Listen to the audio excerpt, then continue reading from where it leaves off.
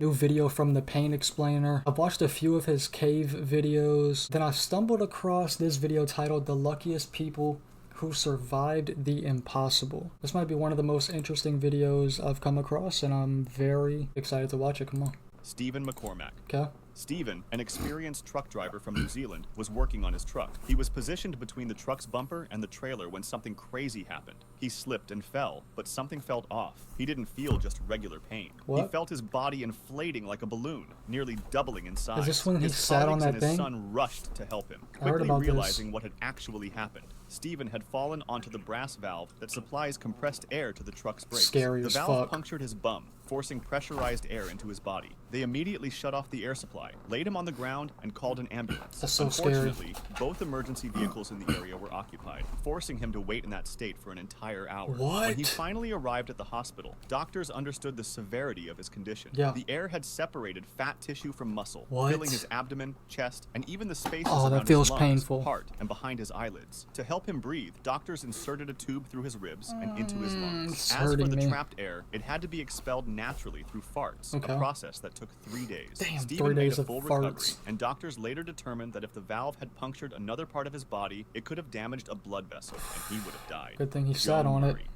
Joan Murray was an experienced skydiver, Oh. having already completed 35 jumps. Good It was God. supposed to be just another routine dive, and as she plummeted at 120 miles per hour, she attempted to deploy her parachute. I say attempted because it didn't open. After multiple tries, she reached for her reserve parachute, which, Okay. to her relief, deployed successfully. Nice. However, another problem quickly arose. What? She began spinning uncontrollably, causing the parachute's cords to tangle into a knot, rendering it useless. She crashed into the ground at 80 miles per hour, and upon Damn. impact, she heard a loud crack before losing consciousness. Joan fell into a coma and was rushed to the hospital, where doctors performed multiple complex 80 miles per hour falling towards the face of the earth. There's no way. reconstructive surgeries and blood transfusions. The entire right side of her body was crushed, Oh yet my- incredibly, 2 weeks later, she woke up from the coma and made a full recovery. Oh, The reason full she survived recovery. was just crazy. By pure chance, she landed directly on a fire ant nest, disturbing the venomous ants. I'm allergic to these too. Low-key a W. In response, they came out of their nests and swarmed her body, stinging and biting her over 200 times. Fire ant venom, known as solanopsin, stimulates the nervous system. The overwhelming amount of it that was injected into her body kept her heart beating until paramedics arrived. Are you kidding me? The reason she stayed alive is because she had 200 ants biting the shit out of her? Saving her life. Margaret Guire. Margaret was a young That's Canadian crazy. woman who had just married her husband, Herbert, in 1915. Okay. To celebrate, they decided to take a trip and boarded the RMS Lusitania in New York Nice. City, Nice. bound for Liverpool. They were enjoying their trip, having a It's a routine long- dinner on the ship, when suddenly they heard a loud boom. The ship had been torpedoed by a German submarine. Herbert immediately escorted Holy his wife shit. Margaret to a lifeboat, where she was joined by 3 other women and a baby. However, as she looked up, she saw the ship's massive smokestacks above them, and she feared they might collapse onto their lifeboat. In a moment of panic, she climbed back up the stairs to the deck, while Herbert, believing she was safe, boarded another lifeboat with No other way. passengers. As the Lusitania rapidly sank, Margaret tried to swim away from the wreckage, but her efforts were in vain. A whirlpool formed as the ship submerged, pulling her and 2 other men into one of the smokestacks. That's fucked up. Miraculously, a sudden explosion from below blasted her back to the surface, where she What? was spotted and rescued by a nearby lifeboat. As she looked around, she saw Herbert in another lifeboat, crying, believing she had died. Julie McSorley. So she got shot like a fucking cannonball, bro? That's real? Julie McSorley and Liz Cottrell were kayaking in San Luis Obispo, California, Okay. drawn by a spectacular event, humpback whales feeding on fish in the bay. There were lots of Nice. tourists on their boats and kayaks watching the whole thing. And even though whale watching is a popular activity, Sure. it comes with important safety precautions. Definitely. Experts recommend staying at least 300 feet away from the feeding They're zone massive. to avoid dangerous encounters.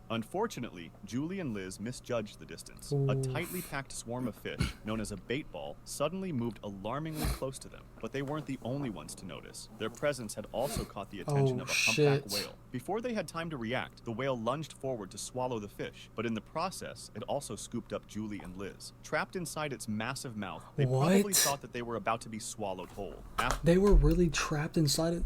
What is this, a South Park episode? all, humpback whales can grow up to 56 feet long, a Damn. huge size from a human perspective. However, despite their enormous mouths, humpback whales have relatively small throats, only about the size of a human fist, Damn, and so capable we can't of even stretching fit to just there. 15 inches in diameter. They also lack teeth, meaning the two women weren't crushed. Nice. Luckily, That's true. a whale's It's like natural brushes. instinct is to spit out anything that isn't fish, and that's exactly what happened. Holy Moments shit. later, Julie and Liz were spat out from the whale's mouth and surfaced unharmed. Matthew Lowe. What a story, bro. You get to tell your kids and grandkids you were inside of a whale's mouth. Matthew was heading to his factory for a routine shift, just like any other day. Okay. Upon arriving, he immediately got to work. As he walked past an automated conveyor belt, he suddenly felt his overalls snag on something. Cut it. Unfortunately, Cut it it. was the conveyor itself. Cut it. Before he could react, Take he it was off. pulled onto the belt and dragged toward a 5-inch opening. Within seconds, his entire body was forced through the narrow tunnel. He could hear the cracks of his bones as the machine spat him out on the other side. What? Miraculously, he remained conscious. Matthew's What? agonizing screams alerted his coworkers, who rushed to the scene. How was What he they saw alive? was horrifying. His back was broken in 2 places, his pelvis, ribs, and hips were nearly completely crushed, and his abdomen was severely Oh my torn. He was God, rushed to the how was hospital, he but alive? doctors had little hope for his survival. They even advised his partner to prepare for the worst. Yep. However, against all odds, Matthew survived. After 6 surgeries and a month in the Damn. hospital, he slowly began to recover. 18 months later, Props he made to a full him. recovery and even returned to work. That's insane. Taiba, a young Indian girl, went out for a walk when she came across a construction site. Okay. Intrigued, she decided to explore the area. The site was Dumbass. filled Sorry. with debris and half-finished structures, making it extremely risky to navigate, Yep. especially without proper equipment or experience. As she walked through the site, she tripped and fell neck first onto a long metal rod Oh my protruding from a God. brick. Oh my Bystanders witnessed the God. Oh my horrifying scene God. and immediately called for an ambulance. When Taiba arrived at the Oh hospital, my doctors were God. left stunned. Miraculously, the rod had missed all vital nerves and blood vessels in her head. How After the a 35-minute surgery, doctors successfully removed the Only rod. 35 Amazingly, minutes. She was discharged just 3 days later. Had she fallen just a few inches further forward, she would have died. How is that like a minor injury? How did this turn out to be a minor injury, bro? Holy, that's crazy. Look. Frane Selak. Frane Selak is an elderly music teacher from Croatia, and he's both the luckiest and unluckiest man on earth. His first crazy Is this the experience lightning? happened in 1962 when he was on a train. A fault in the tracks caused the train to derail and plunge into the freezing river below. Most passengers either died in the crash or drowned in the submerged That train, sucks, but bro. That Frane really miraculously sucks. survived with only a broken arm and managed to swim to shore. In wanted 1963, it. just a year after the train incident, he was on a small plane when, mid-flight, both engines failed. Oh As my the aircraft God. went into a free fall, He a can't malfunctioning travel. door blew open, yanking Frane out of the plane. Without a parachute, he must have thought he was going to die. Water? The plane crashed into a hill, killing all 19 Oh my passengers on God, board. rest in However, peace. Frane survived by landing on a haystack, escaping with only minor injuries. This motherfucker, bro. 2 years later, in 1965, he was Won the- traveling won on a the bus lottery? that was crossing a bridge. The icy conditions caused the bus's wheels to lock up, sending the vehicle crashing through the safety barrier Stay into home. the valley below. 4 passengers lost their lives, Damn. yet Frane survived once again. After multiple accidents involving public transportation, Yeah, stay he home. decided to rely on his own car, only to find that it wasn't any safer. Stay in home. 1970, while driving, There's his another engine suddenly one? burst into flames. Miraculously, he managed to jump out in time and survive, but this wasn't his only brush with fire. 3 years later, in 1973, while What? driving another car, the fuel pump ruptured, causing Bro. yet another fire. This Bro. time, the flames were blown directly toward him through the air Bro. vents. Despite suffering burns, he once again managed to escape. As if that weren't enough, in 1975, No he fucking survived way. being hit by a bus. No then, way. just a year later, he had Shut another up. near-death Shut up. experience when his car fell off a mountain road, plummeting 300 feet after a careless driver forced him off the road. The car exploded upon impact, but Frane managed to survive by jumping out of the vehicle's window mid-fall and landing on a tree.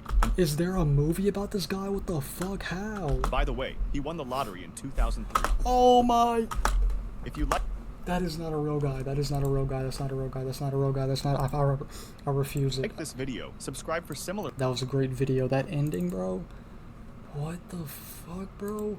His life needs to be a movie. How did he live like that? How did he live like that? And as Frank walked home refusing to use any type of vehicle, his shoes burst into flames. Holy shit. Surviving death so long, God just throws you a lottery win for your troubles. I don't even want to go through all that for a lottery win. What a video, bro. Holy shit. Get up in my hometown, there's nobody left. Set up the bro with a play, don't fumble it. Damn, he fumbled the ball, I gotta recover it. East Street lacking, other bitch caught up. He spun back, that's not what I taught him. Now I gotta make the play.